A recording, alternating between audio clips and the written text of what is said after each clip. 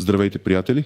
Днес искам да говоря с вас по една изключително важна тема, която засяга абсолютно всеки, който притежава фирма, управлява НПО или е собственик на недвижим имот. Тази информация не е просто важна. Тя е критична и изисква незабавни действия от ваша страна.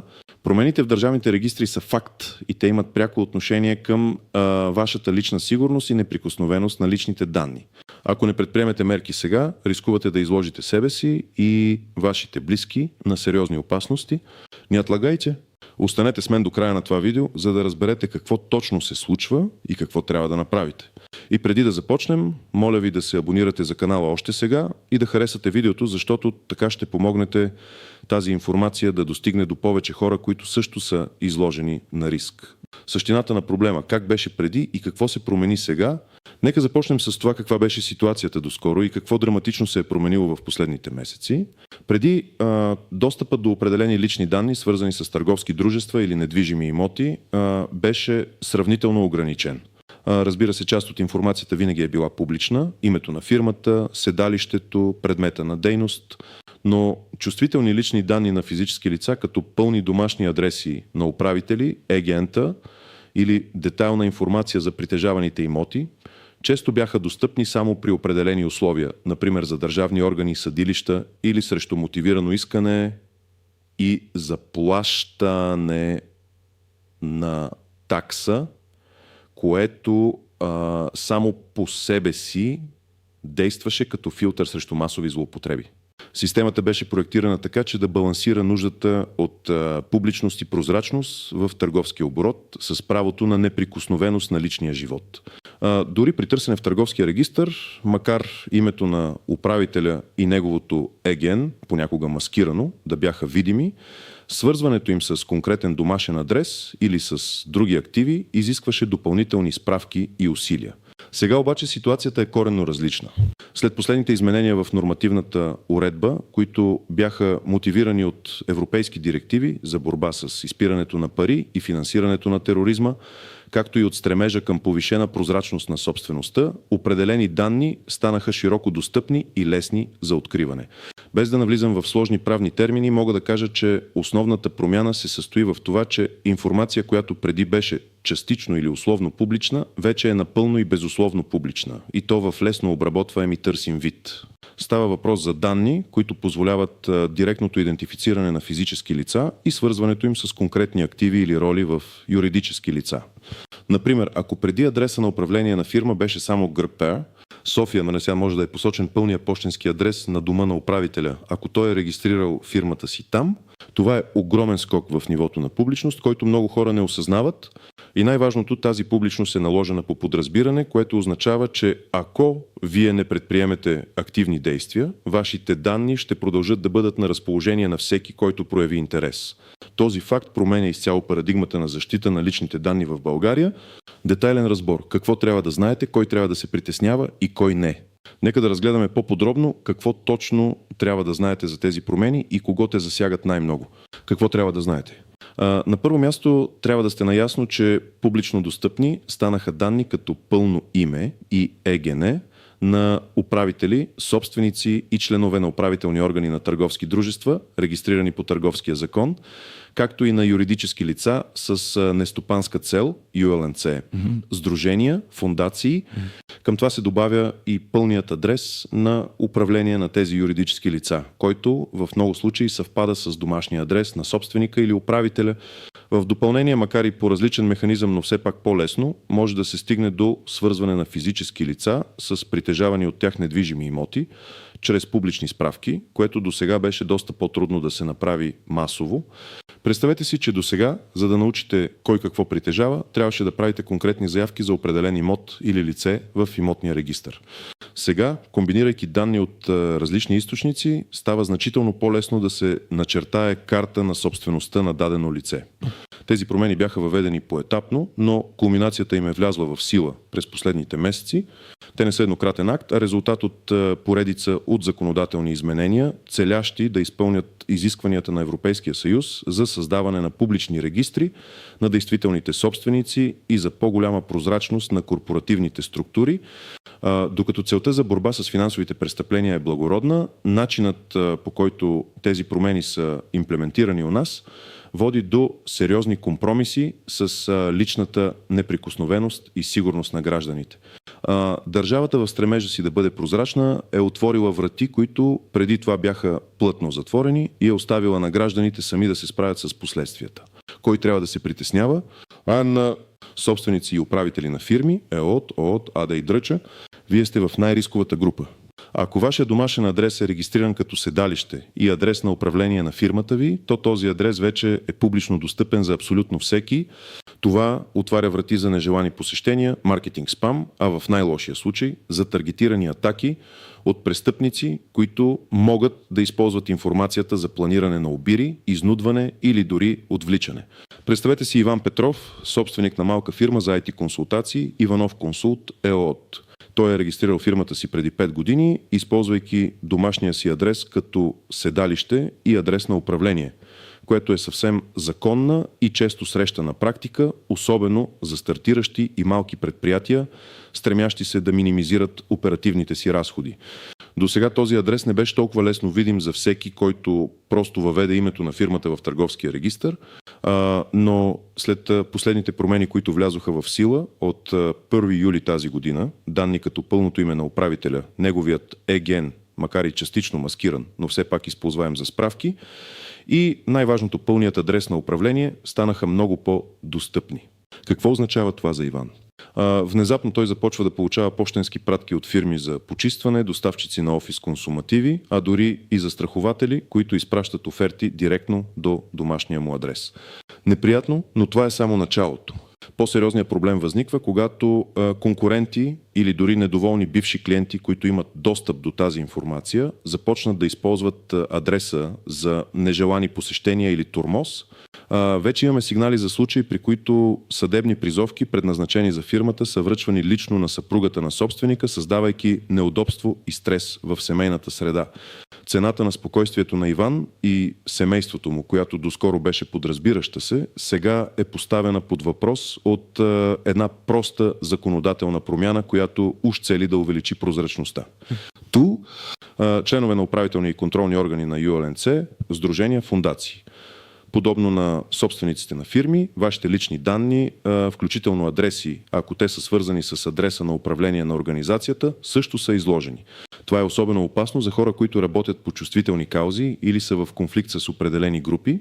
Представете си Мария Георгиева, която е управител на Фондация за защита на животни, Надежда за бездомните, сдружение.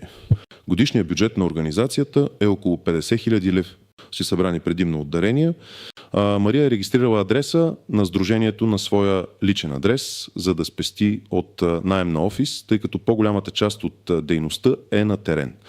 Доскоро информацията за този адрес не беше лесно достъпна. Сега обаче пълният и домашен адрес, заедно с пълното и име и ЕГН, са публични. Какви са рисковете за Мария?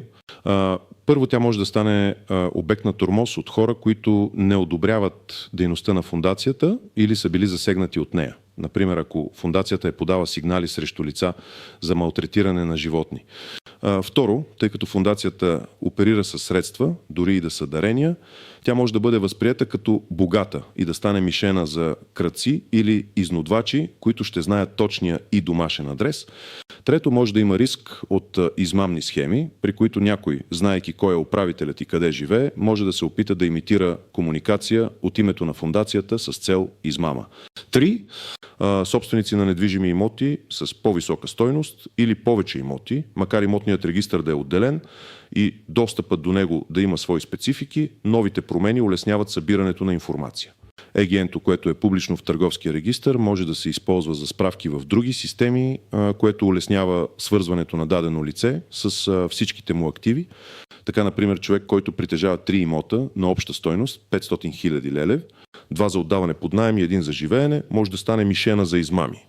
Преди, ако някой искаше да разбере какво притежава това лице, трябваше да знае неговото ЕГН и да подаде мотивирано искане до агенцията по вписванията.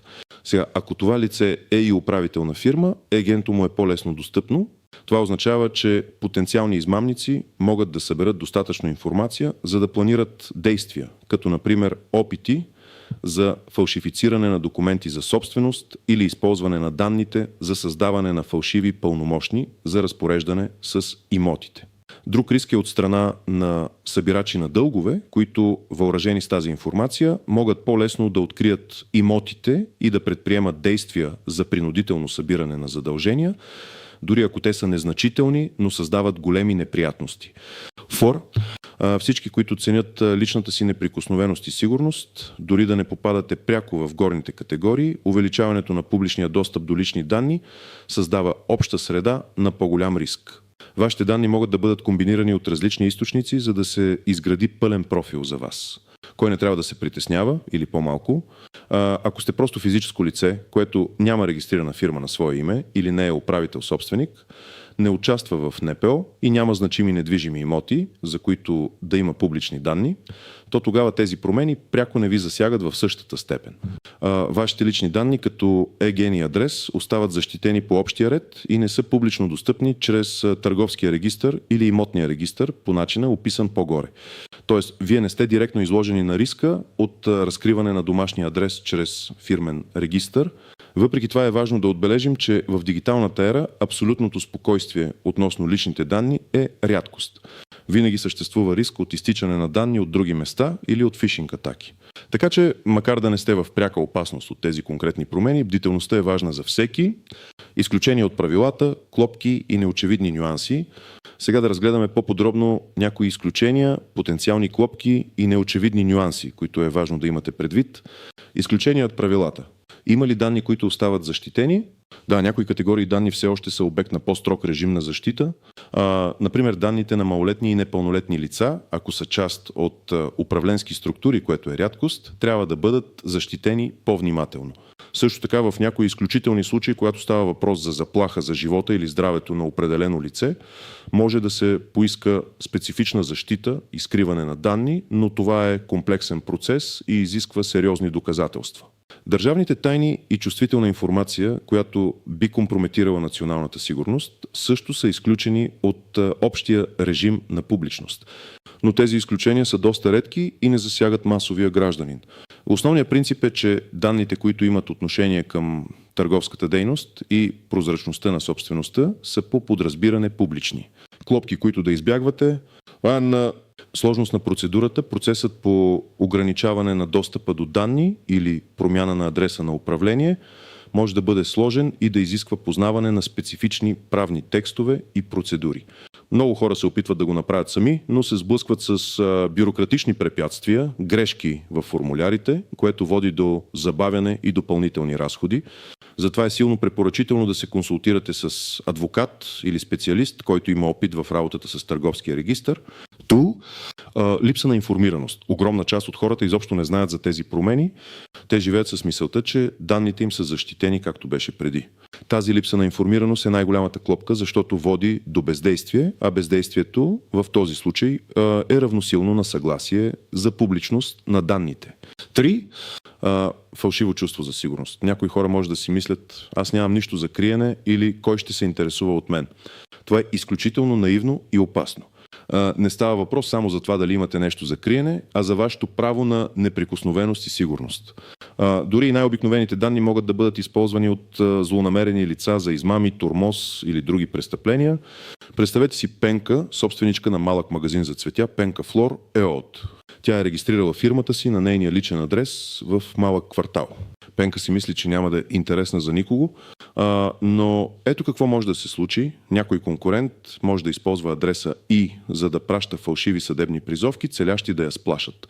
Или пък, виждайки, че е собственик на фирма, измамници могат да й се обадят по телефона, представяйки се за данъчни служители и да поискат плащане на измислени глоби, знаейки кой е собственикът и къде е регистриран.